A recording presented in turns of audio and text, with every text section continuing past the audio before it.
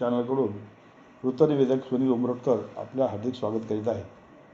पूरग्रस्तांना नुकसान भरपाई देण्यास ICICI बँकेचा चालढकलपणा। उरण दिनांक 16 उरण तालुक्यातील अनेक गावांमध्ये 18 जुलै 2023 रोजी पुराचे पाणी शिरून रहिवासी शेतकऱ्यांच्या घरातील जीवनावश्यक वस्तूंबरोबर भातशेतीच्या मोठ्या प्रमाणात नुकसान झाले होते। अशा नुकसानग्रस्तांना भरपाई देण्यासाठी शासनाने पुढाकार घेतला आहे। मात्र नुकसान भरपाईची रक्कम शासनाकडून ICICI बँकेत जमा होऊनही ICICI बँकेकडून नुकसान भरपाई देण्यास चालढकलपणा होत असल्याचे नुकसानग्रस्त रहिवासी शेतकऱ्यांमध्ये संतापाची भावना निर्माण झाली आहे।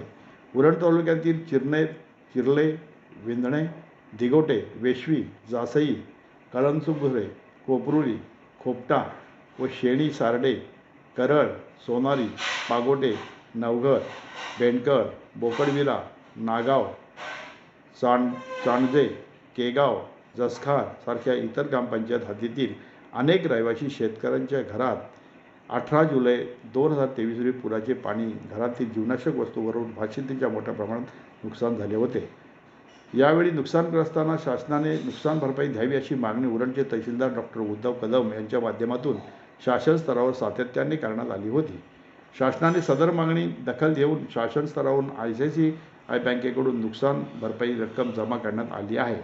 ICICI बँकेच्या व्यवस्थापकांनी काही नुकसानग्रस्तांना भरपाई देण्यासाठी पुढाकार घेतला, मात्र उर्वरित गावच्या नुकसानग्रस्त रहिवासी शेतकऱ्यांना नुकसान भरपाई देण्यास चालढकल करीत आहेत।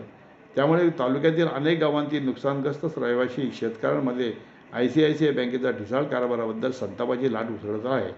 आज जवळपास 7 महिन्याचा कालावधी लोटल्यानंतरही नुकसानग्रस्त रहिवासी शेतकऱ्यांना नुकसान भरपाई मिळाली नाही। त्यामुळे उरणचे तहसीलदार डॉ. उद्धव कदम यांच्याकडे नुकसान भरपाई मिळावी यासाठी सातत्याने मागणी केली आहे।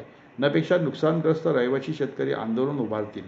प्रीतम म्हात्रे, नुकसानग्रस्त रहिवासी, सारडे ग्रामपंचायत। उरण तालुक्यातील नुकसानग्रस्त रहिवासी शेतकऱ्यांना नुकसान भरपाई लवकरात लवकर द्यावी या संदर्भात ICICI बँक JNPT उरण शाखेला आदेश दिलेले आहेत।